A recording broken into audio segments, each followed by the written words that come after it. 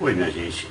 Nessa liturgia deste domingo, nós vamos tratar aqui de duas coisas. Primeiramente, vamos falar da oração de Moisés, na luta lá com os amalecitas, e depois nós vamos falar da parábola do juiz iníquo, do juiz com a viúva. Nessa parábola, uma senhora viúva batia insistentemente na porta desse juiz para que ele julgasse o caso dela. E se ele demorou muito a julgar, é porque ela tinha razão, porque senão ele teria feito o julgamento dele rapidamente. Antes de entrar nesse assunto, nós vamos falar da oração de Moisés, né, e a sua intercessão para que os hebreus vencessem aquela batalha com os amalecitas. Uma intercessão feita também lá pelo Josué e Ur. Durante a caminhada do povo de Deus rumo à terra prometida, isso aí já no início ainda do êxodo, lá nos primeiros 50 dias, nem tinha passado ainda os 40 anos não, nos primeiros 50 dias foi mostrado lá o problema que eles iam ter em todo aquele percurso. Quem eram os amalecitas que atacaram o povo de Deus? Eles eram descendentes de Ameleque. Esse Ameleque era filho de Elifaz, que por sua vez era neto de Esaú. Esaú esse, irmão de Jacó. O povo, depois que passou pelo Mar Vermelho, circulava na zona lá do Negev, né? Lá no sul, entre o Monte Sinai e Canaã. Esaú e Jacó foram os primeiros filhos de Rebeca e Isaac.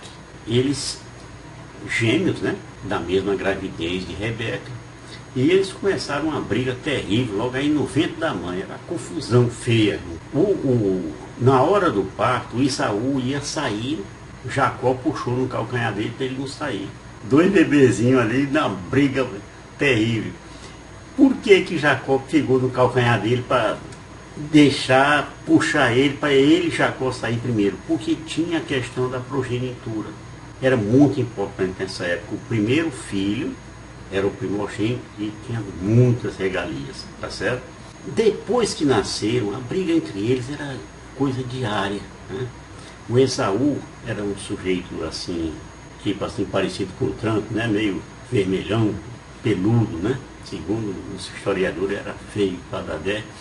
E o Jacó era o queridinho da mãe dele, da Rebeca. Até que chegou aquele caso lá das lentilhas, né? Que o Jacó conseguiu enganar ele lá e o Isaú, com fome, terminou vendendo a progenitura por um prato de lentilha. Pois bem, voltando aqui para o assunto. Para poder seguir para a terra prometida, eles tinham que passar por essas terras lá que eram, né, dominadas por eles, esses amalecitas. Aí os israelitas acamparam em Refidim, ou Rafidim, como alguns dizem, né? E esses amalecitas, que eram um povo nômade, atacaram lá os hebreus para impedi-los de avançar, de seguir em frente. Para que você saiba, esse Rafidim significa lugar de descanso ou sustento, certo? Como se fosse um local para que eles chegassem para acampar, para parar ali para seguir viagem depois, né? Mas foi nesse local que ocorreu a batalha. Para que você tenha ideia, Rafidim ficava entre o deserto de Sim e o Monte Sinai. E seria, vamos dizer, a última parada dos israelitas antes de chegar no local onde ocorreu as murmurações de Massá e Meribá, né? Para quem não sabe, Massá e Meribá não eram locais assim. Massá significa teste ou prova. Por quê? Devido à forma com que o povo judeu testou o Senhor Deus.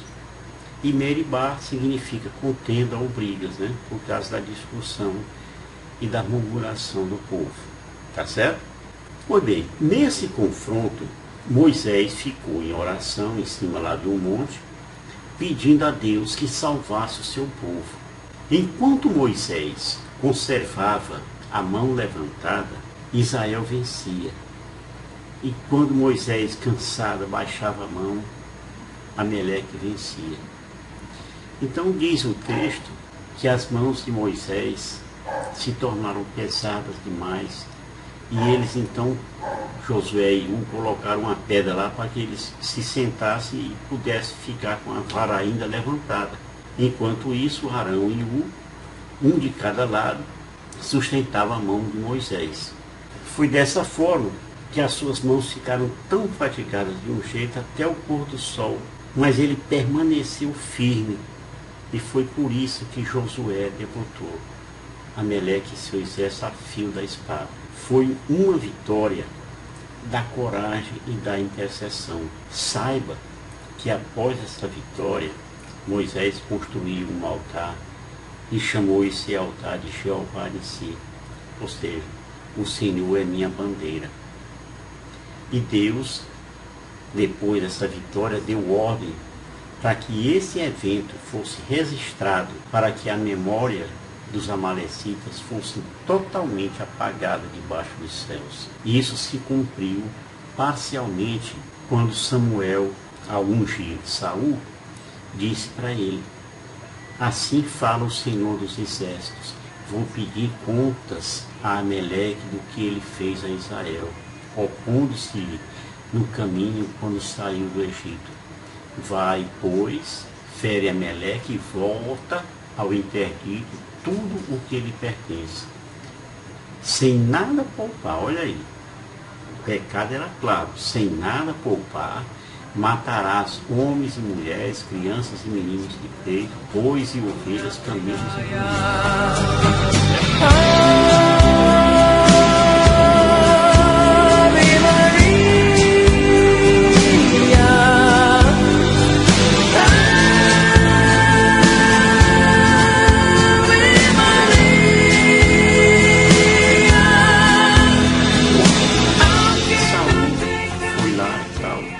Mas ele desobedeceu e por isso ele caiu em desgraça. A ordem, como eu acabei de mostrar no texto, era matar cruelmente todos os amalecitas pelos que eles fizeram lá, né, tempos atrás. Até mesmo as criancinhas de peito e os animais, porque estava lá na Torá. Quando, pois, o Senhor teu Deus te tiver dado segurança na terra que te dá como herança, e te tiver livrado dos inimigos que te cercam, apagarás debaixo dos céus a memória de Amaleque. Não o esqueças. Deus foi enfático nisso. Não o esqueças. Pois bem, Saul, ele foi lá, era um zarrão e tal, com seu exército, e enfrentou os amalecitas e derrotou eles esmagadoramente. Mas alguns deles fugiram, alguns amalecitas fugiram desde Avilá até chegar em Sur, que está de frente do Egito. O problema de Saul é que ele poupou a vida de Agag, que é o rei dos amalecitas. E além disso, ele evitou de matar o melhor das ovelhas e cordeiros, dos bois, dos animais gordos, né? Era para matar tudo. E ele achou que aquilo ali ia dar para o pessoal comer e tal, era um boi muito bom e tal, aquele negócio todo. Esse pecado foi gravíssimo, motivado pelo quê? Pela cobiça, pela soberba de achar que estava humilhando o rei inimigo, né? Trazendo ele e tal, embaixo de corda, puxado de cavalo. Saul pecou, Saul caiu. E depois dele veio Davi, né? Foi por conta disso que Samuel disse para ele: pois que rejeitastes a palavra do Senhor, também ele te rejeita e te despoja da realeza. Ou seja, tu deixarás de ser rei. E aí, em seguida, Samuel disse: trazei-me Agag, rei de Amaleque. Aí o Agag veio lá todo bacana, tal, sorrindo, sem saber o que esperava por ele. Aí Samuel lhe falou: tua espada privou as mulheres de seus filhos, agora é tua mãe que será uma mulher sem filho. Aí ele sentiu o baque, né? E aí em seguida Samuel, usando a espada, fez dele Agag em pedacinhos, lá em Gálgala. E essa Gálgala é o lugar onde os israelitas acamparam após atravessar o rio Jordão. Isso aí você pode ler depois em 1 Samuel, capítulo 15, versículo 33, tá bom? Falar aqui agora do Evangelho. Jesus, no seu terceiro ano de vida pública, continuando a sua jornada até Jerusalém, com todos os seus discípulos, mas sempre que tinha oportunidade, Jesus ensinava para eles. E nesse caso, o mestre contou uma parábola sobre a necessidade de orar sempre, sem desanimar. Aí ele ensinou que Deus sempre escuta a oração de seus filhos e no tempo certo ele dá uma resposta aos seus pedidos, às suas demandas. O fato é que o tempo estava se esgotando para Jesus, né? Estava chegando próximo da sua hora. E a cada passo do caminho, Jesus se aproximava da cruz. Será que os discípulos não iriam impacientar-se ou então desanimar por algum pedido feito a Deus, não foi respondido assim de imediato? Será que eles não queriam ou não iriam desistir diante do silêncio de Deus, pelas maldades, as violências e a injustiça que eles viam no percurso? Nós devemos lembrar que Jesus, antes de tomar decisões importantes, ele sempre ia no alto, ele disse, me espere aqui que eu vou ali. E lá ele conversava com Deus. Por longas horas ele ficava ouvindo e dizendo aquilo que ele sentia para o seu Pai. Ele escutava e discernia a vontade do Altíssimo, sem estresse, sem pressa, e se fosse hoje, sem ficar olhando no relógio. Esse diálogo com o Pai ajudava Jesus a ver as coisas com mais clareza e assim entregar-se plenamente nas mãos de Deus, confiando plenamente nele. Por isso, Jesus queria que seus discípulos fizessem essa experiência. E foi por isso que ele contou a eles todos essa parábola. Para quê? Para mostrar-lhe a necessidade de rezar sempre e nunca desistir. Esta parábola é contada somente no Evangelho de Lucas, tá? Não está nos outros evangelhos, tá bom? Pois bem, nesta parábola nós temos dois personagens, o juiz e a viúva, ambos de uma cidade que não está identificada no Evangelho, tá? E diz lá o texto: numa cidade havia um juiz que não temia a Deus e não respeitava homem algum. Isso sugere que era um juiz assim, exercendo de forma autocrática o poder judicial. Mas de certa forma também se refere a ele que ele fazia a justiça apenas quando aquilo atendia os seus interesses ou então os interesses dos seus amigos, né? Dos seus poderosos amigos. Ele era tido como iníquo. E o que é iníquo? Você já ouviu essa palavra várias vezes, né? Quando lia o Evangelho. Iníquo é alguém que é injusto, perverso e que pratica o mal de forma deliberada e contínua, agindo em desobediência à lei de Deus. Quer dizer, iníquo. A outra personagem era a viúva, que era vítima da prepotência de um ricaço lá qualquer, que tentava se aproveitar da sua fragilidade, né, física, socioeconômica, para tirar vantagem em cima dessa viúva. Naquela época, uma viúva era o protótipo de uma pessoa indefesa, comparável assim aos órfãos e aos estrangeiros lá na terra, lá na Palestina daquele tempo. Se fosse uma viúva sem um filho que a defendesse, pior ainda, a situação lhe deixava ainda mais vulnerável, né, diante do poder dos ricos e dos poderosos.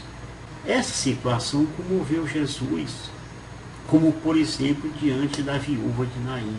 E Jesus ali, quando viu o cortejo que vinha com o filho da viúva, mandou parar a procissão deles lá e ressuscitou o filho, porque ele sabia que aquela viúva precisava demais daquele filho. Você lembra disso? Mas voltemos aqui para a parábola. O juiz, que não é identificado, bem como o motivo da reclamação da viúva, mas ali fica evidente que ela foi vítima de uma injustiça. Esse juiz, ele julgava-se poderoso e prepotente e achava que podia fazer o que, né, sem dar satisfação para ninguém. Porém, a viúva, certa de que estava com a verdade, não aceitava a porta fechada do juiz e continuava batendo o tempo todo, sem desanimar. Ela continuou a levar a sua demanda à consideração desse juiz e a reclamar por justiça. O fato é que esse juiz já estava cheio, da insistência dessa viúva, um escândalo danado, a ponto de raciocinar assim: eu não temo a Deus e não respeito homem algum, mas essa viúva já está me aborrecendo. Vou fazer justiça para que ela não venha agredir. Olha aí. Então, essa decisão não foi movida por qualquer sentimento de justiça ou de compaixão, mas somente porque ele não queria escândalo na comunidade, onde ele vivia. Qual foi a intenção de Jesus ao contar essa parábola? Era fazer com que os discípulos, e nós também hoje, que viemos depois deles, aprendêssemos a distinguir as decisões de juízes injustos e corruptos das decisões de Deus. Jesus ensinava que devemos saber esperar o tempo de Deus. Por isso, Jesus disse a eles, discípulos: e Deus não fará justiça aos seus escolhidos, que dia e noite gritam por ele? Será que vai fazê-los esperar? Eu vos digo que Deus lhe fará justiça bem depressa. Aprenda isso. E é isso aí, irmãos. Acreditemos na justiça e no tempo de Deus. Perseveremos na fé. Isso é muito importante e Jesus mesmo alertou: quando eu vier, será que ainda encontrarei fé sobre a terra? Shalom do Pai.